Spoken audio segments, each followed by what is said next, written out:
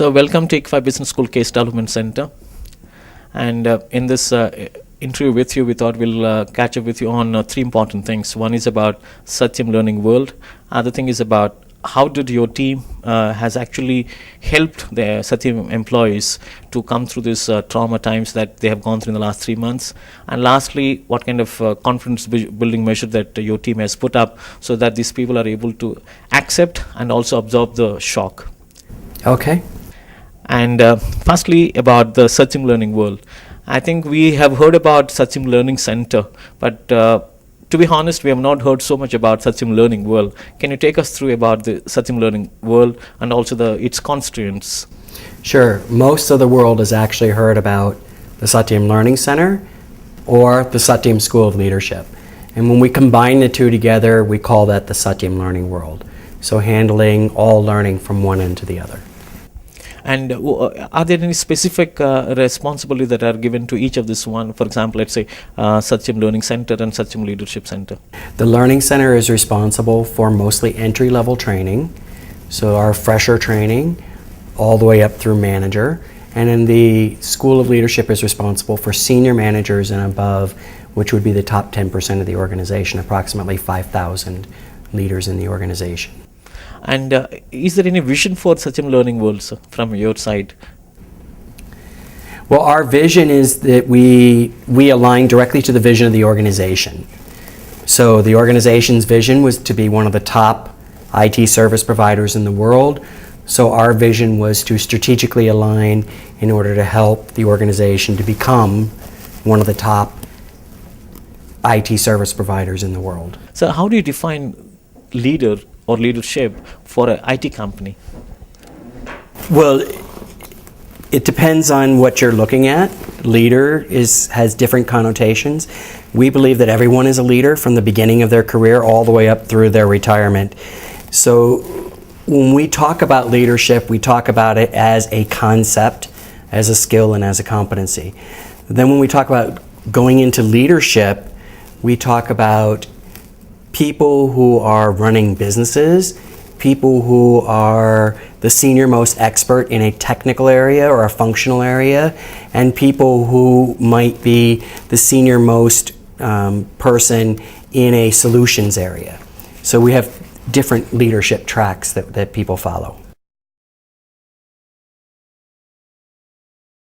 So I think the Satyam Learning Center takes care of the entry-level training part, especially for the associates. Do you also have at that level something on cross-cultural issues, cross-cultural skills that you impart to these people? We actually teach cross-cultural skills at every level of the organization, especially concentrating on it when people get to senior levels, senior leadership levels, because most of our leaders will travel all over the world. So we have to concentrate heavily on that with the senior leaders.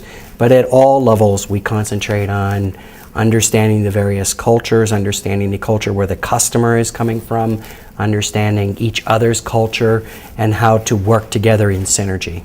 But did the institution or the organization offer you when you joined Satyam Learning Center or Satyam Learning World as to how do you get into this Indian culture? Actually, yes. I attended a program called SPICE, which taught me a lot about the Indian culture, as much as one can learn in a classroom setting without experiencing it. So it was a good experience for me, and it was a good introduction, if you will. So how important it is for anybody, and maybe definitely for this kind of company employee, to be very good in managing multicultural teams? On a scale of, let's say, 1 to 10, 10 is very important. How do you put this requirement of this skill? Well, I would say on a scale of 1 to 10, the ability to manage and function well on a multiculturally diverse team, including global diversity, would be a 12. And the reason why I would say that is because if the world would put down its barriers and its silos from one country to the next and have everyone working together, the economic problems that exist today, the crisis that we're in today, would actually move much faster than it's going to move.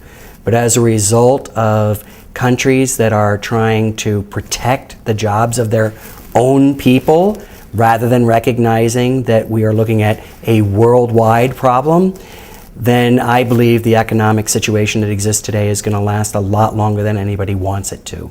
So I think from that perspective, people need to wake up and realize that it's no longer acceptable to be protectionist. It's no longer acceptable to just think that you can work within one culture. And the way of the future and the way of success for Earth as a planet and as a human society living and working together, where we have balanced economies, where we don't have extreme poverty and extreme wealth, the only way that that's going to happen is through multicultural and awareness and ability.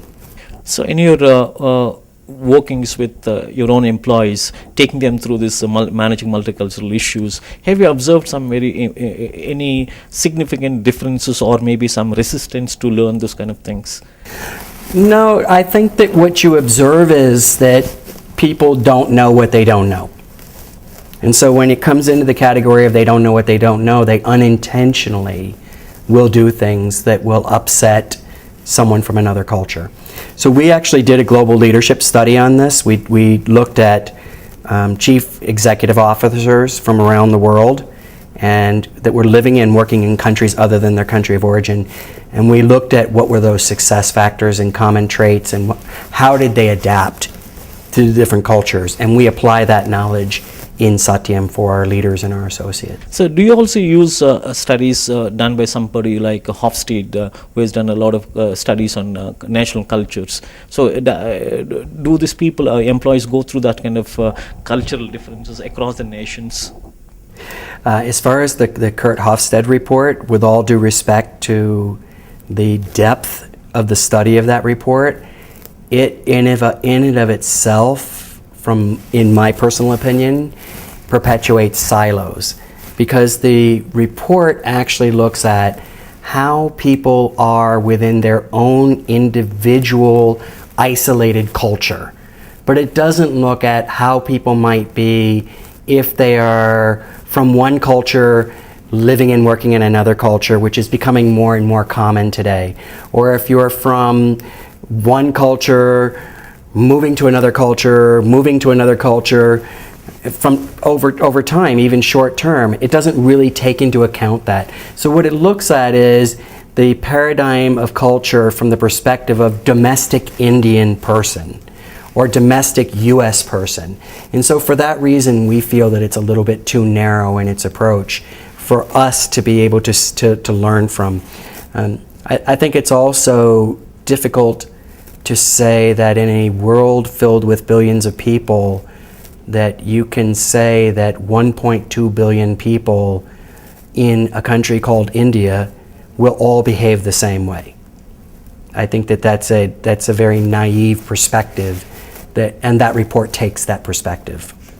So one last question on this segment is, do you expect the business schools or maybe the engineering colleges to do the kind of training that you are doing so that you can put these people on the job maybe on a fast level, so that they're saving your time, in fact?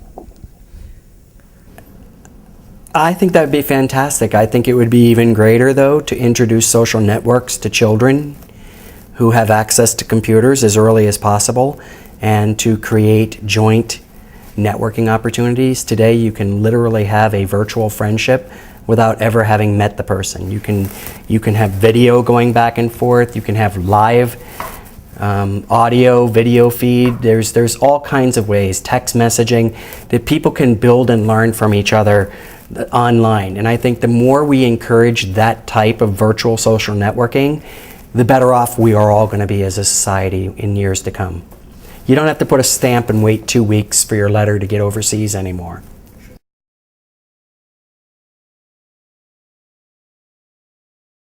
About Satyam Computers has gone through since December 16th, 2008. And the kind of role that is played by Satyam Learning World, how did you manage the initial shock of the employees? What was your message to them? Well, the original thing that occurred December 16th with the potential acquisition of Matas. That was really, in hindsight, a very minor event compared to what followed. At the time, we thought it was a big event. The media really expanded the message a lot. The stock dropped in half, actually dropped down to 25% of its value almost immediately. But we were confident that everything was going to be okay as an organization. Until we even had information pointed out to us from the media about the governance issues of this and how closely held the organization was, the two organizations were, we didn't even realize ourselves that this was a big issue. Once we did, though, everyone was worried, not so much for the future of the company, but for the credibility of the company. And so we put out messages to our people saying, that we as Satyam Associates need to stand united for our organization and stand united for our leadership and stand united for the decisions that our leaders are making. And I honestly believe that the events of December 16th made what actually happened in January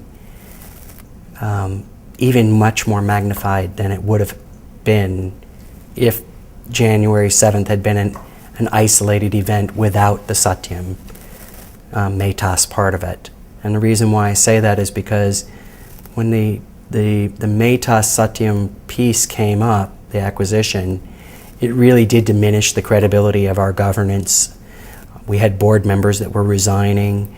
We were confused about why all of this was happening, but we all still had faith in the organization, and we all still believed that the organization was what we had been told the organization was. It wasn't until after January 7th that we realized that it was merely a tremor of a massive earthquake that was about to happen to us.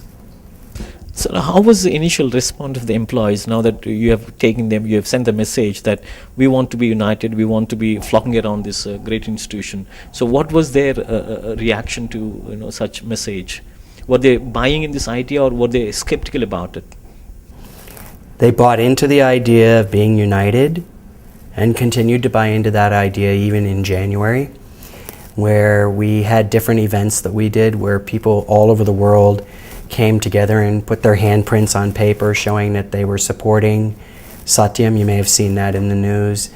I believe that the Satyam associates are a very loyal group of associates to the organization and truly believed in the organization and wanted to continue believing in the organization. And even though we were devastated by the behavior of these few leaders, we still didn't really buy into the whole magnitude of what was happening. So in these times, you must have talked to several employees across the globe, maybe across the country as well. What do you think was their prime concern? I think that people's prime concern is twofold. One is that, can I walk down the street and not have to feel shame that I work for this company? And the second is, in a time when the economy is not so great and companies are actually laying off, and companies in India laying off for the first time ever, or at least not bringing their new hires in, what am I going to do? What's going to happen to me? Because our associates are very smart, they're very savvy, they know that their jobs are not safe, and so they're all worried about when is it going to happen and what's going to happen and who's going to be the one to go next. So I think at some point, maybe, I don't know exactly, maybe sometime during the end of January or maybe beginning of February, I'm sure across the employees there must have been a clear division. There's some employees who are with the company. I mean, we don't care about the earlier leadership, but we just love this company, it's ours, so therefore we want to give the best. That's one set of employees. There are other people who were campaigning for the earlier leadership, and there are people, maybe third category would be, they're just undecided, they're not sure about, maybe they're clueless about what's going on. So did you see that kind of thing happening, and therefore? Well, I think that you have a fourth category, which is the people who ran for the hills. The people who even foresaw in December the issues and cranked up their resumes and got them out on the street. The fourth category of employees are those that basically put their resumes out on the street and moved on as quickly as they possibly could. And we've had and that is not the largest category, but it is a large enough category. We've actually had turnover about twice what we've had experienced in previous months, 2 times as what we had experienced. But still our turnover is quite low, much lower than we would have expected it to be, but I would attribute that more to the market than anything else. I would also attribute that to the fact that NASSCOM came out with a statement and said, please do not recruit the people away from Satyam, and other organizations came out with statements that they weren't going to allow Satyam employees to apply in their organizations until things got worked out. Unfortunately, that is a catch-22 for those people who are working for Satyam who are being laid off quietly. So while there has not been a mass layoff in the organization, there have been several hundred people at a time let go due to loss of customers, loss of billable projects, or loss of internal work. And so as a result of that, those people are finding themselves in a period of time where they can't win no matter what they do, because they can't go apply to any of the competitors where they would be best qualified to work, because NASSCOM has said, don't poach the Satyam employees, and they can't find jobs in other areas because those other areas have slowed down just as much as the IT area has. So in a lot of respects, I think that, when we all look back on this, we're going to see that there were a lot of good things done and a lot of bad things done. But I think one of the things in retrospect that was not so good was NASSCOM saying, don't help the Satyam employees find jobs. I think that recognizing that the organization would lose part of its customer base, recognizing that the organization would have expenses that were higher than the revenue coming in, it's a very simple conclusion that the organization would have to reduce its expenses, and the fastest way to do that is to let people go. So that's one area that I think we, meaning the industry, should have and could do better. So can you take us through, just to recount so that the posterity remembers all that your team and yourself have gone through in that 1 or 2 months, or maybe you're still going through the kind of lectures or maybe kind of maybe studies or brainstorming sessions. Can you take us through what has actually gone in those sessions? Well, one of the things that we immediately did was we launched within the Satyam Learning World a program that we call Restore, which stands for Rebuilding Satyam Together with Renewed Energy.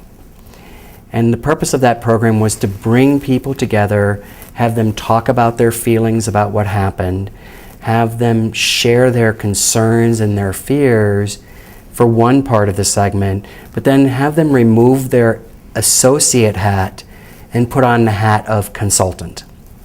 And so we asked them, as senior advisors to our leaders, what advice do you have for our new CEO that's going to be elected? What advice do you have on how to rebuild the brand? What advice do you have on how to keep our customers? What advice do you have on how to retain our associates. And we went out and we did that workshop with thousands of associates around the world, both virtually and live, collected that data up, consolidated it, and gave it to the leadership. So that was one of the key things that we did. Beyond that, though, we had to come to the realization very quickly that classroom training in and of itself was going to be pretty much coming to a halt, and that the ability to do classroom training was going to diminish down to maybe 2% of everything that we did, only keeping going the absolute, what we call lights-on activities that were continuing to get people certified in different technologies or upgrading their skills for a contract that they were working on. So then our key decision that we had to make was, so what do we do as a learning organization? And we had a very powerful tool available to us, and we call it Planet Satyam. And that's our web television and radio studio. And we had actually built this out over the past year and a half, where we had the ability to broadcast as much as 4 hours a day of learning.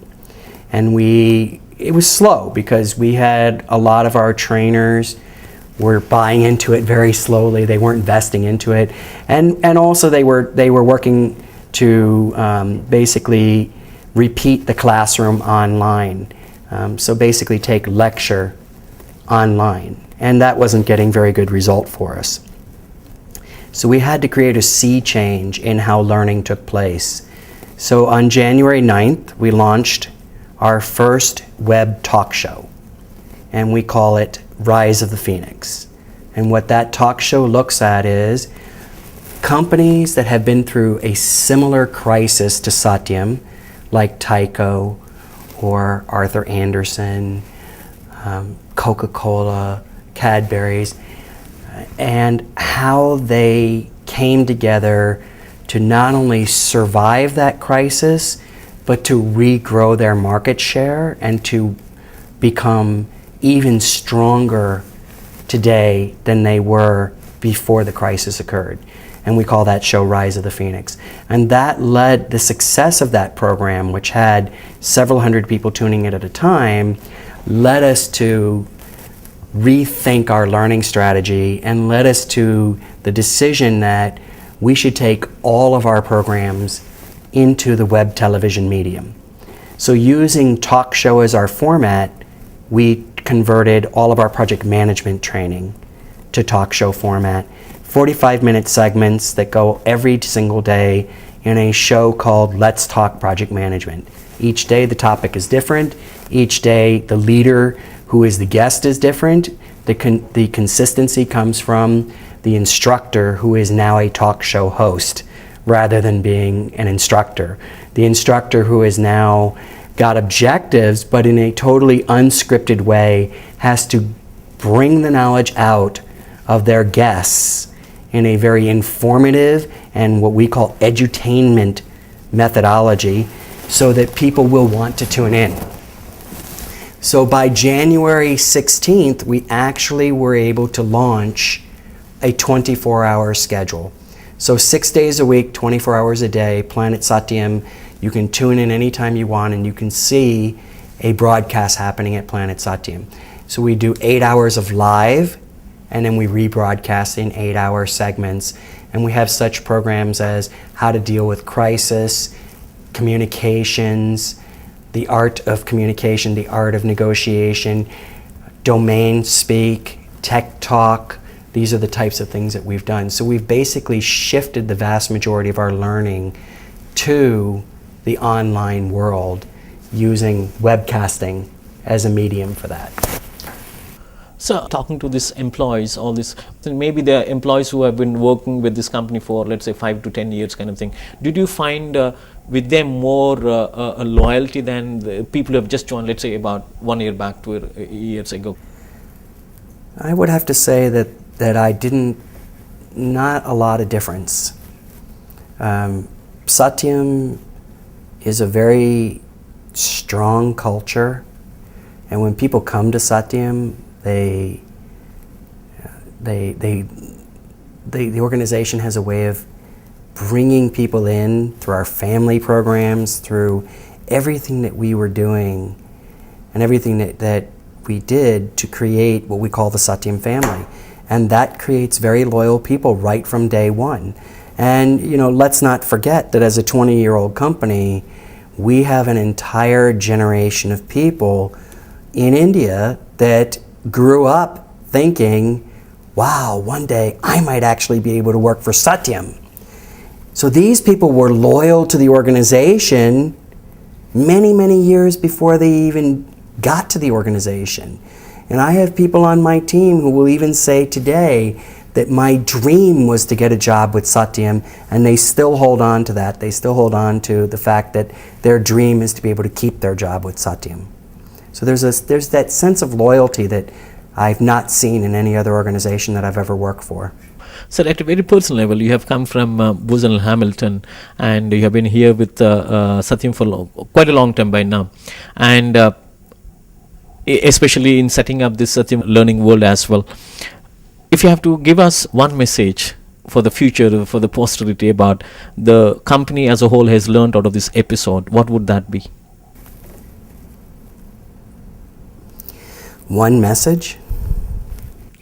Especially managing people or through crisis, the trauma times, that from that perspective. Sir.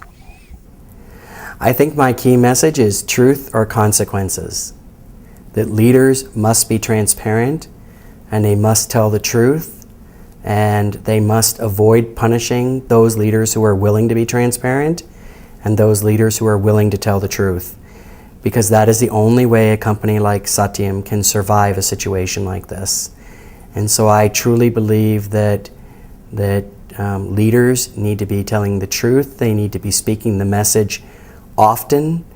I tell our leaders that until you have repeated the same message so many times that you see your people saying it with you, because your message is so consistent that they've even memorized it, that's when you know you've just begun to get the message across to people.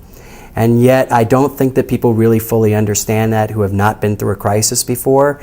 They believe that telling people once is enough, and they believe that that there is not a need to share all of the information. However, I believe that it's absolutely critical, and the research that we've done in the Rise of the Phoenix area shows that the companies that are able to succeed and rebuild are those that have immediate transparency and immediate honesty with their people. And the statistics on companies that actually go through a crisis like this and survive are not very good. Only 12% of all organizations in the world that go through a crisis of the magnitude of what Satyam has gone through will survive for more than a year. And time will tell what's going to happen with us. Thank you so much. Good evening to all of you, and I'm from IBS CDC. We thought we will catch with you on two issues. One is on as a Satyam employee, how did you receive and manage this initial shock? That's the first one. And second thing is, since you are from, all of you are from Satyam Learning Center and Satyam Learning World, how did you transmit your concerns as a way of inputs to other employees? So that I'm sure we have heard a lot from Ed Cohen, and we also have seen some of the podcasts that you have already done, and a lot of employees have actually got benefited. So we thought we'll catch up with you on these two issues. One is, what was the initial reaction as an employee, and then how did you convert those concerns and issues into the learning inputs for others? Hi, my name is Chris, and I work in Satyam the last 1 year. So coming to your first question about how did I receive the news, I would say definitely I was, like everybody else here, shocked and angry, looking to find, confused also to find the real version of things. However, I tried hard not to spread panic or dismay to others, so that we find a solution together. And this is what actually saved us a lot of trouble, that all here came together and looked for a common plan about how did I transmit it to others, or I didn't actually. My name is Renu Khanna, and I've been with Satyam for over 12 years now. The first time that we heard this news, we were at our Masha Allah office at Secunderabad, and I was in a meeting when suddenly somebody called me up and said, Raju has put in his papers. And the first reaction I had was that I was absolutely numb. I felt very betrayed. I felt very cheated. And I said, no, this cannot happen at all. So that was my instant reaction. What I did later was, when the shock had gone off, I contacted a few of my friends who were just there in the building and in the neighboring buildings. And I said, do you know this news is true? Many of them said, no, it can't be true. We went to the website and we actually got the letter and we read it and we reread it. We were scheduled to have a meeting, but none of us were in a mood to go for that meeting. And we actually went and told our reporting manager that we do wish to cancel this meeting completely. And what we did immediately was that we didn't want rumors to spread. So we got all the people in the building together and we said, it is a fact that Raju has put in his papers, and the contents of the letter are this. But what we need to realize is that we cannot go about spreading false rumors about it. Instantly we got calls from the media saying, just tell us what has happened. I got a lot of them myself, and I didn't know how to react to the media, and I told them, well, we are in a meeting right now, so I would not be able to speak to you right.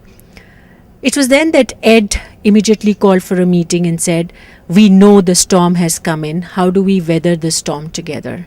And I know the first webcast that we did with 3 other colleagues of mine, we said, let's talk from the heart. Let's not talk intellectually at all. What did we experience? What did we go through? What is happening to us at this point of time? And how did we communicate the news to our people? The message we wanted to give at that point of time was, there would be our people who would be very disturbed with this news, because instantly what slips in is a lot of insecurity, loss of jobs. What's going to happen to me? What's going to happen to the organization? Am I going to be there? Am I not going to be there? So these were some of the questions that instantly came to our mind. So we got together and we built a program which is called Weathering the Storm series. We also realized at this point of time, lots of people would need lots of counseling and coaching services. So we worked with HR to start a special service which was called Coaching and Counseling Referral Services. We got people who had this expertise within them. Individually, people were coming to us, asking us for our advice. And all we told them is that you have to make these informed decisions yourself. Don't go by any other thing but by data, and make these informed choices. We started another program which was called Restore, where we said that we have to revive back the energies of our Satyamites together. And this program talked about, what are your personal concerns, what are the organizational concerns, what do we do together, what advice would you like to give to the CEO? And we took them, Ed in fact took them to the board and said, this is what people are thinking.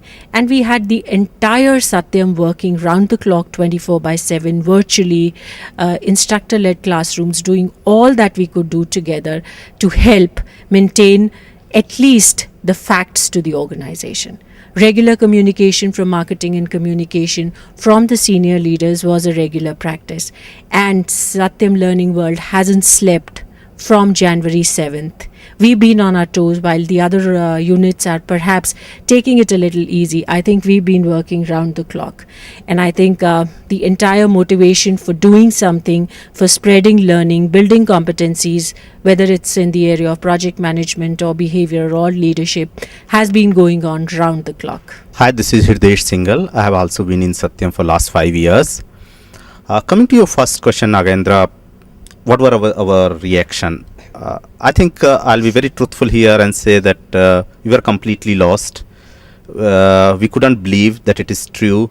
And though we read the letter and everything, we still felt that, no, it's not true. It's something wrong in the letter also. This is a fabricated one. It cannot happen. We could not believe it. But I think once you go through and the channels and everything, media, that you see it, you have to believe it. And as soon as it sink in us that yes, it has happened, the first thing that we have to take care of our teams. I think so immediately we get together with the teams that this has happened, and now this is a truth for all of us, and we have to face it.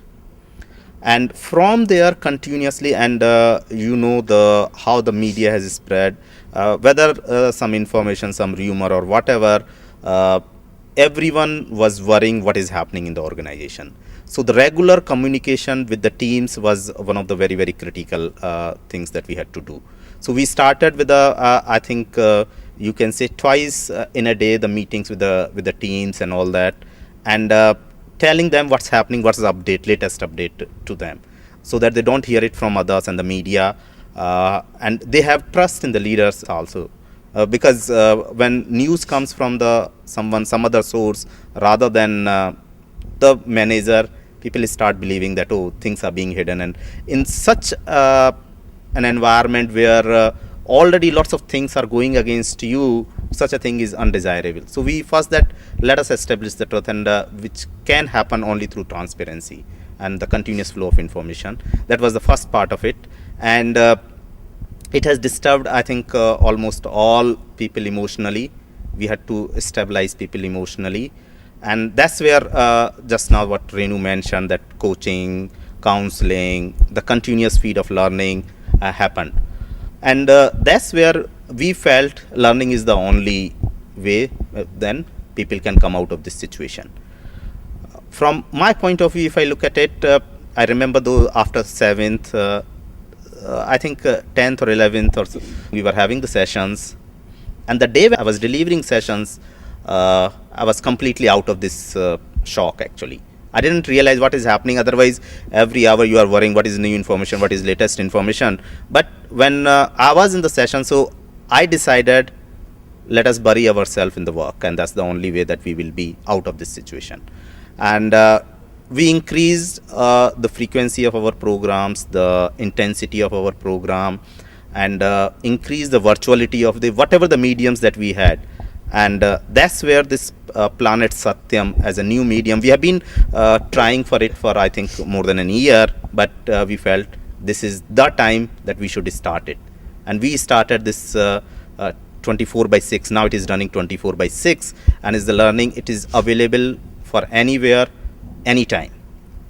And as Renu mentioned, it has all the flavors, whether it is project management, whether it is communication, whether it is behavior, whether it is weathering the storm, whether it is the turnaround stories of it. I think it was also a very, very important part that tells people that things have happened in past. It might happen. Rise of the Phoenix was the name of the series. So it has happened in the past, and it will happen with us. And that's how I think we have been coming up with the situation, and we have overcome the situation. I think one phase of the organization is over, and we are ready for the next phase to go up. Hi, I am Venkat Subender, and it's exactly 1 year I joined Satyam, and the day this news broke on Jan 7th, we were still discussing the metas thing, and on 6th 7th morning also we were just discussing, and around 10:30 the news came, and then we all rushed to Ed's cabin where we were all watching the news. And it was quite surprising. Everything went it was like a spark. Everything happened so fast that we didn't have any reaction time. It was all shock. So for next 2 weeks or 3 weeks it was shock for us, and then slowly things came out, and the media added a lot of oil to the fire. Every time we used to see the news, they used to everywhere it was Satyam. So we were all in a shock. And then as time passed, we I think the leaders here are really amazing. We did not they have communicated to us that it's whatever happened has happened now. So they all started, as Renu and Ridesh discussed. There were a lot of programs which we started communicating to associates. But for me personally, it was a shock, and being the fact is that it is one of the best places to work in the world, and now there were rumors coming out that now the company is gone, and somebody will take over, will not have jobs and all. So yeah, it was definitely a shock for me, and then to come out of this shock, it took nearly 1 month. And one good thing what we did is that we engrossed ourselves in the work. So there was so much to do, so we did not focus much on what's happening outside. Thanks to the communication, studying from Ed, and coming down to other leaders, and we constantly interacted among our own teams, and we differentiated between rumors and reality. That's what we did actually. So we didn't focus on rumors. Whatever rumor came, we did shared among ourselves, our colleagues, peers, and then got clarified. And now I think I'm in a phase of acceptance, and we have accepted that whatever happens, we have to accept it and go forward. And yeah, I think things will work out. That's what we are all positive now. But yeah, these 2 months have been a tremendous learning personally for me, because I have seen programs like Weathering the Storm, Rise of Phoenix have brought out so much of knowledge and learning, which in a normal situation we wouldn't have really focused on them. So I think that's the best part. And still we are in that acceptance phase, and we'll see how things work out. So that. Hi, I'm Sunita Lanka. I'm working as business manager in this unit, SLW. And the day that we have heard about Ramalinga Raju resigning, we were all shocked. We meaning I, and along with my family, and I was almost into tears, saying that no, this cannot happen, and this is not true. There will be something else, that he is trying to save someone or other. And later on, the days passed, and we are hearing a lot of news 24/7 in the news channels, and we have to accept the fact that it is true, and realize what is happening around. And in spite of all these, what we were thinking is, let us do our job for what we are paid for. And we were concentrating on the deadlines. We have not foregone the deadlines. And I'm working on the business performances in SLW. And every month we need to track how the businesses are performing, and we need to put the data onto a tool called StarTrack. So we were concentrating on what we are supposed to do, although we have that uncertainty around us. And if you ask me personally, I'm going on maternity leave in another 1.5 months, and I'm not sure whether I'll be having my job by the time I come back. But then what I thought, and with my family together, that whatever is happening, we have to accept the fact that's going around us. And then we need to realize that, yes, we have to go through the present situation, and we have to find a solution rather than worrying about the problem. So now we have made up our minds what would be our future if the job is there, one, and if the job is not there. So I have no worries now, and I'm thinking positive about it. All our leaders, mostly Ed Cohen, who has had transparent communication with each and every member of the team. We feel privileged to be part of the team where we receive the transparent communication from our top leaders all through since the day January 7th. This is Anil Santapuri from Satyam School of Leadership, and I've been 5 years with Satyam. And to add on to what my colleague spoke, right from the day the news broke, we have been going through this iterative cycle of shock, anger, acceptance, little amount of hope, and again going back to shock, hearing one more part of the rumor or some more information, or losing one more customer. So it has been an iterative and a spiral of all emotions. So just to add on to that, all of us have really taken care of each other. That's one thing which I want to acknowledge, because individually we were going through different emotions and also collectively, and that's where how we also shared our load. workload, because there's lots to do, because we realized learning is one thing which is going to help. As we discussed earlier, we started off with Weathering the Storm series, then also a series called Rise of the Phoenix, which talks about corporate turnaround. So we thought if other corporations did it elsewhere, why not Satyam? We can also rebuild Satyam together.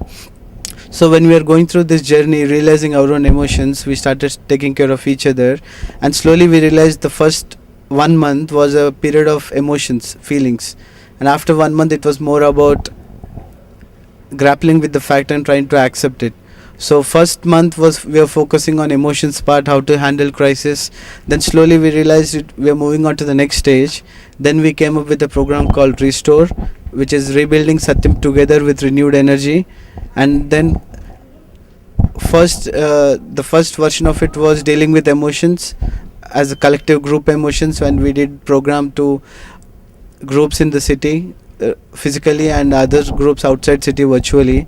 And when once we realized, we saw we moving from emotions to accepting the fact, then we realized it's time to change the version of the program. Then we introduced version 2, which was based on future search method, where all the teams came together in one room and we were focusing on short term goals. What will the group want to do in the next 30 days? And we gave this program out to delivery units, teams which were delivering projects, and many beautiful things came out of how they want to focus on their project deliverables in next 1 month. We came up with a dashboard which they can track. So what we learned was, being the learning arm, we learned through our own emotions and we applied it into practice. So those are two things, and I would like to reiterate that we all took care of each other very well.